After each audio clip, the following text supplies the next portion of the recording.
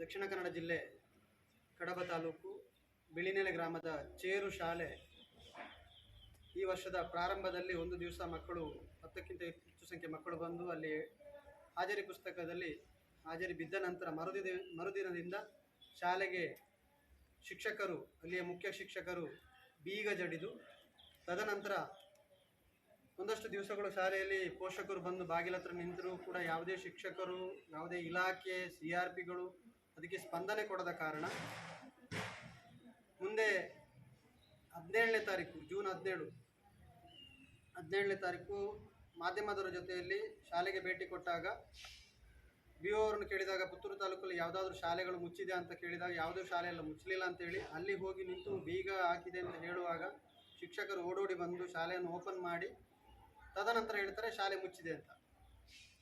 ಶಿಕ್ಷಕರು ಪೋಷಕರ ಕೈಯಲ್ಲಿ TCಗಳನ್ನು ಕೊಡ್ತಾರೆ, ತುಂಬ ಇದರಲ್ಲಿ ಅನ್ಯಾಯಗಳನ್ನು ಮಾಡ್ತಾರೆ. ಈ ಹಿಂದಿನ ವರ್ಷವೇ ದೂರು ಕೊಟ್ಟರು, ಇದಕ್ಕೆ ಸ್ಪಂದನೆಯನ್ನು ಕೊಡಲಿಲ್ಲ. ಅದರ ನಂತರ SDMC ಕೇಂದ್ರ ವೇದಿಕೆ, ಊರಿನವರು, ಹಳೆ ವಿದ್ಯಾರ್ಥಿಗಳು, ಹಿರಿಯರು ಎಲ್ಲರೂ ಸೇರಿ ಹೋರಾಟ ಮಾಡಿದ ನಂತರ ಶಾಲೆ ಅಲ್ಲಿ ಕ್ಷೇತ್ರ ಶಿಕ್ಷಣಾಧಿಕಾರಿ ಲೋಕೇಶ್ ಅವರು ಬರ್ತಾರೆ.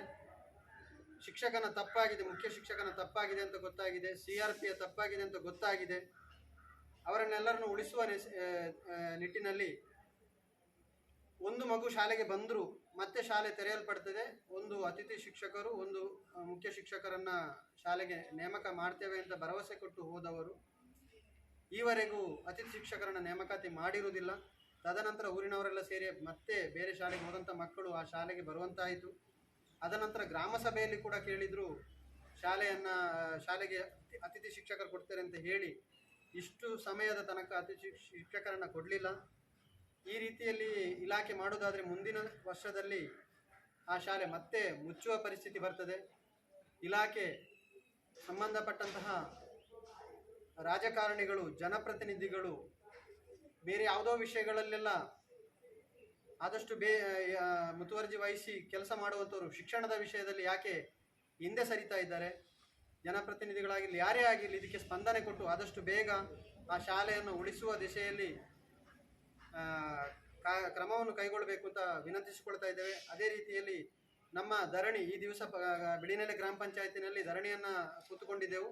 ಈ ಧರಣಿಯನ್ನು ನಾವು ಇನ್ನೂ ಮುಂದಿನ ದಿನಗಳಲ್ಲಿ ಶಿಕ್ಷಕರು ಸಿಗುವ ತನಕ ನಾವು ಮುಂದುವರಿಸುತ್ತೇವೆ. ಆ ಊರಿನ ಹಿರಿಯರಾದಂತಹ ಶಾಲೆಯಲ್ಲಿ ಪ್ರಾರಂಭ ದಿನಗಳಲ್ಲಿ ಕಲಿತಂತಹ ಹಿರಿಯರು ನಮ್ಮೊಟ್ಟಿಗಿದ್ದಾರೆ, ಮಹಾಬಲ್ ಭಟ್ರಿದ್ದಾರೆ. ಅವರು ಆ ಸಂದರ್ಭದಲ್ಲಿ ನಮ್ಮ ಹೋರಾಟದ ಜೊತೆಗಳಲ್ಲಿ ಕೈ ಸೇರಿದವರು. ಆ ಶಾಲೆಯನ್ನು ಉಳಿಸುವಲ್ಲಿ ಅವರ ತಂದೆಯವರ ಕಾಲದಿಂದಲೂ ಆ ಶಾಲೆಯನ್ನು ಕಟ್ಟಿ ಬೆಳೆಸಿ ಉಳಿಸಿಕೊಂಡು ಬಂದಂಥವರು. ಅವರ ಮಕ್ಕಳು ಕೂಡ ಆ ಶಾಲೆಯಲ್ಲಿ ಕಲ್ತಿದ್ದಾರೆ.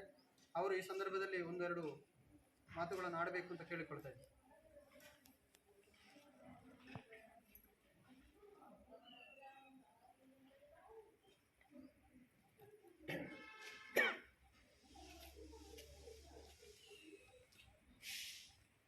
ನಾನು ಚೇರು ಶಾಲೆಯ ಬಗ್ಗೆ ಒಂದೆರಡು ಮಾತುಗಳನ್ನು ಹೇಳಲಿಕ್ಕೆ ಇಚ್ಛೆ ಪಡುತ್ತೇನೆ. ಮೊದಲೊಮ್ಮೆ ಆ ಶಾಲೆಯ ಇತಿಹಾಸವನ್ನೇ ಒಮ್ಮೆ ಹೇಳಿದ್ದೆ, ಅದೆಲ್ಲರಿಗೂ ಸಾಧಾರಣ ತಿಳಿದಂಥ ವಿಚಾರ. ಈಗ ವಿನೀಶರು ಸಾಧಾರಣ ಗೊತ್ತಾಗುವ ಹಾಗೆ ಎಲ್ಲ ವಿಷಯಗಳನ್ನು ಹೇಳಿದ್ದಾರೆ. ಇನ್ನೀಗ ಶುರುವಿಂದ ನಾನು ವಾಪಸ್ ಹೇಳಬೇಕಾದ ಅಗತ್ಯ ಇಲ್ಲ. ಇವತ್ತು ಯಾವುದೇ ಸ್ಪಂದನೆಗಳನ್ನು ಕೊಡಲಿಲ್ಲ. ಅದೇ ಹಾಗೆ ನಮಗೆ ಚೇರು ಶಾಲೆಗೆ ಉಪಾಧ್ಯಾಯರುಗಳನ್ನು ಕೊಡ್ತಾರೆ ಅಂತ ಹೇಳಿ ನೀವು ಅಲ್ಲಿ ಬಂದು ಆಶ್ವಾಸನೆಯನ್ನು ಕೊಟ್ಟು ಈ ತನಕವೂ ಯಾರನ್ನೂ ಕೊಡದೆ ಊರಿನಲ್ಲೇ ಕೆಲವು ಜನರು ಮುತುವರ್ಜಿ ವಹಿಸಿ ಒಬ್ಬರನ್ನು ನಾವು ತೆಕ್ಕೊಂಡು ಅವರಿಗೆ 3-4 ತಿಂಗಳು ಪೇಮೆಂಟನ್ನು ಸ್ವಂತ ಒಬ್ಬೊಬ್ಬರ ಡೊನೇಟ್ ಮಾಡಿಸಿ ಅವರಿಗೆಲ್ಲ ಕೊಡಿಸಿ, ಆದರೂ ಈ ತನಕವೂ ಸರಕಾರದಿಂದ ಯಾವುದೇ ಸ್ಪಂದನೆ ನಮಗೆ ಬರಲಿಲ್ಲ. ಅವರಿಗೆ ಈಗ ಬೇರೆ ಕಡೆ ಜಾಬ್ ಆಗಿ ಅವರು ಹೋಗಿ ಆಗಿದೆ. ಹಾಗೀಗ ಅಲ್ಲಿ ಮಕ್ಕಳಿಗೆ ಪಾಪ ಬಡ ಮಕ್ಕಳಿಗೆ ಕಲಿಸುವಂಥ ಟೀಚರ್ ಒಬ್ಬರಿದ್ದರೆ ಇವರಿಗೆ ಏನೆಲ್ಲ ಮಾಡಲಿಕ್ಕಾಗ್ತದೆ ಅದು. ಹಾಗಾಗಿ ಈ ವಿದ್ಯಾ ಇಲಾಖೆಯ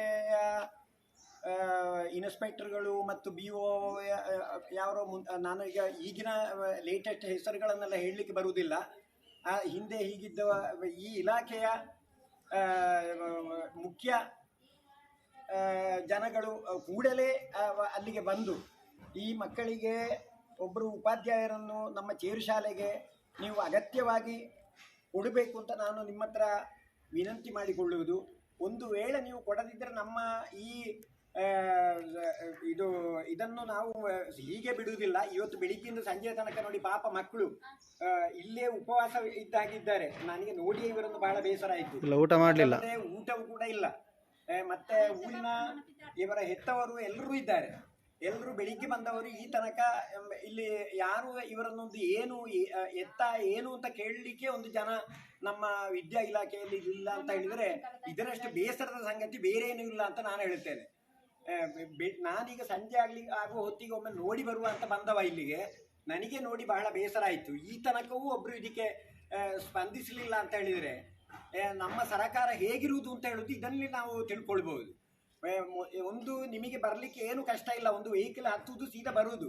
ಇಂಥ ಒಂದು ಶಾಲೆಯಲ್ಲಿ ಹೀಗಿರುವ ಒಂದು ಸಂಖ್ಯೆ ಆಗಿದೆ ಅಂತ ನಿಮಗೆ ಬೆಳಿಗ್ಗೆ ಪಂಚಾಯತ್ ಅಧ್ಯಕ್ಷರು ಬೇರೆ ಮತ್ತು ಜನರು ಬೇರೆ ನಿಮಗೆ ಈಗ ತಿಳಿಯಪಡಿಸಿರುತ್ತಾರೆ, ನಿಮಗೆ ಗೊತ್ತೂ ಆಗಿರ್ಬೋದು. ಆದರೆ ಈ ತನಕವೂ ಇಲ್ಲಿಗೆ ಯಾರು ಬಂದಿಲ್ಲ ಅಂತ ಹೇಳುವಾಗ ಇದರಷ್ಟು ಬೇಸರದ ಸಂಗತಿಯೇ ಬೇರೆ ಇಲ್ಲ ಅಂತ ನಾನು ಹೇಳ್ತೇನೆ. ಪಂಚಾಯತ್ ಅಧ್ಯಕ್ಷರು ಅವರ ಪ್ರಯತ್ನವನ್ನು ಮಾಡಿ ಎಲ್ಲರೂ ಇಲ್ಲಿ ನಮ್ಮ ಪಂಚಾಯತ್ನವರು ಮತ್ತು ಊರಿನವರು ಮತ್ತು ಎಲ್ಲರೂ ಅವರಿಂದ ಆಗುವಂಥ ಪ್ರಯತ್ನಗಳನ್ನು ಮಾಡಿದ್ದಾರೆ. ಈ 10 ಜನ ಮಕ್ಕಳಿರುವ ಶಾಲೆಯನ್ನು 4 ಜನ ಇರುವಾಗ ನಿಮ್ಮ ವಿದ್ಯಾ ಇಲಾಖೆ ಮಾಡಿದ್ದು, ಊರವರು ಮಾಡಿದ್ದಲ್ಲ. ಯಾಕೆಂತ ಹೇಳಿದ್ರೆ ಇಲ್ಲಿ ಶಾಲೆ ಮುಚ್ಚುತ್ತದೆ, ಶಾಲೆಯಿಂದ ಮಕ್ಕಳನ್ನೆಲ್ಲ ಬೇರೆ ಕಡೆಗೆ ಹಾಕಿ ಇಂಥದ್ದನ್ನೆಲ್ಲ ನಾವು ಮಕ್ಕಳಿಗೆ ಹೇಳುವುದಲ್ಲ.